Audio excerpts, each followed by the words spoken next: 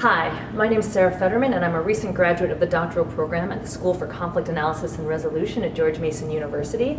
And I wanted to talk to those people who are working on dissertations. I founded a company called FinishAndFlourish.com, how to finish your dissertation, thesis, writing project, and actually flourish in the process.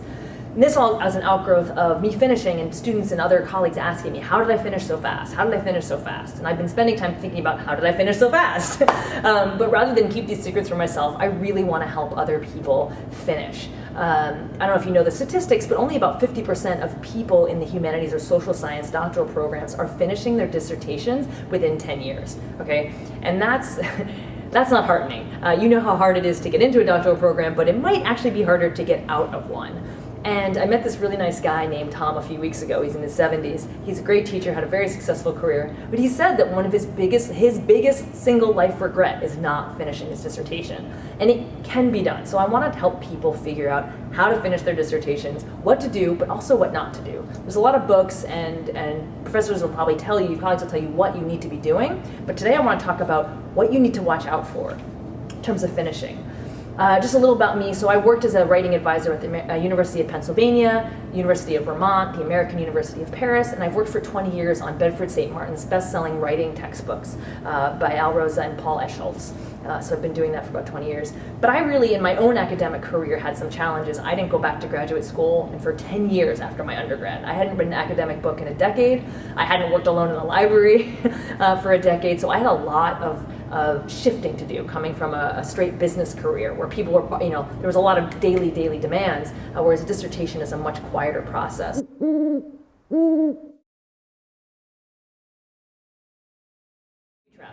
Booby traps to finishing your dissertation. So I'm going to quickly go through 10 things that if you're doing them this year, you are not likely to be finishing your dissertation. Now, you can do some of these and still finish, but they just require strategy.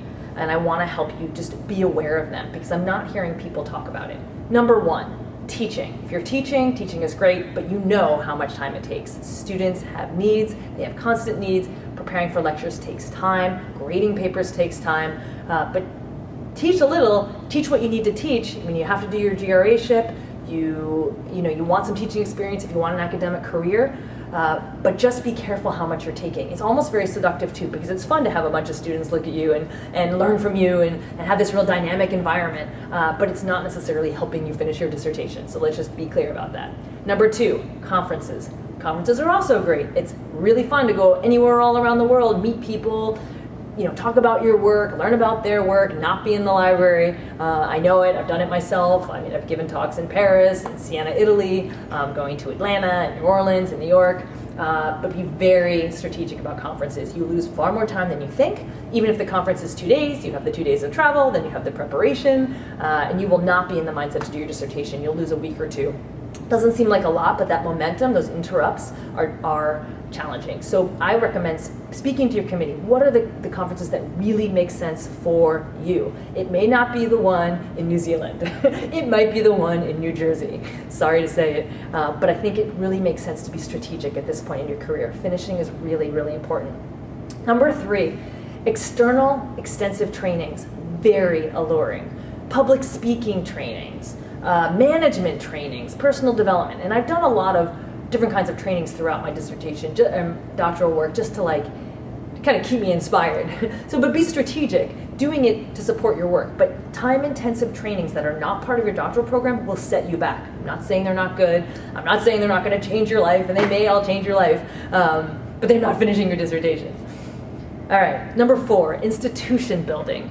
I love my school. A lot of you, I hope, love your schools. I hope you all love your schools. But if you're spending a lot of time building leadership training programs or building conferences or doing kind of pro bono efforts on behalf of your university, you are not finishing your dissertation. The best thing you can do if you're a doctoral student for your school, finish, do some really great work, go out there, make them proud, and then come back if you want to do something later for the university. There's lots of ways to contribute, but be careful of the allure, right? These are like these hits where you get recognition, people know you, they want to talk to you. That's all really fun, but it's not finishing your dissertation. Number five, you never want to do this, but if you're doing a dissertation, it's really going to screw you up, and that's a bad relationship. By bad relationship, If you had one, you know what that feels like. Not only does it take a lot of time, but if the person's not supportive of your work, not only are you losing time, when you're writing, you're really not focused in the same way. Anybody who's done writing knows that when you're quiet and you're writing, you are meeting your soul. And if that relationship is tearing you up inside, you're gonna feel it acutely when you're writing, and you'll probably avoid writing just to not have that feeling. So either convert that relationship, make it a great relationship, help that person support you, or get out. Number 6, babies are great. Have a baby. You want to have a baby? Have a baby. You're not going to finish your dissertation this year. Not saying don't have a baby. I'm not saying a dissertation is more important than a baby, but that baby needs you, and your dissertation less so. So just know that think of that in your timing. This seems really obvious, but if you're not writing, you're not finishing your dissertation this year. It is a written document. There are, if you're reading, I'm sure you're getting more educated, but you're not finishing your dissertation. If you're at conferences, you're not finishing. Writing, right? Clacking, sitting around. That's how you know you're moving forward. Okay, another one. Number 8, poor committee relationships. This can happen in all kinds of ways.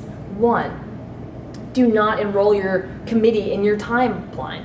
Like if they're going to be away when you plan on handing them a 300-page draft of something, or they have tons of other papers to run, they're not going to be happy about reading it, and they're not going to be able to read it. So it really, honor them and honor yourself by taking the time to really sit with them and figure out a plan that works, and then keep to it. Keep to it out of respect to them and yourself. It'll help you move forward, but it'll also make sure that you actually finish. Don't hide from your committee. This is another thing that people do. You think that hiding from your committee somehow is, I don't know what it's protecting you from, but you're not finishing your dissertation. So if you're hiding, that's one indicator that you're probably not going to be finishing this year. So get out of hiding, just be honest, tell them where you are, and move forward. This is just, should be obvious, but I feel like it's worth saying. Do not have sex with any of your committee members. If it's really that important of a relationship, it'll be there when you're finished. And it's a great incentive to finish. So finish, and then figure out that relationship. Number 9. Fancy, extended, alluring grants that help you study abroad to do your research for a lot of time. I love Fiji. I'd love to spend lots of time in Fiji. I'd love to spend lots of time in all kinds of places. It was not necessary for my dissertation. And actually, I did my research in Paris. And of course, that's very alluring to get grants that would put me there for 6 months, 8 months, and so on.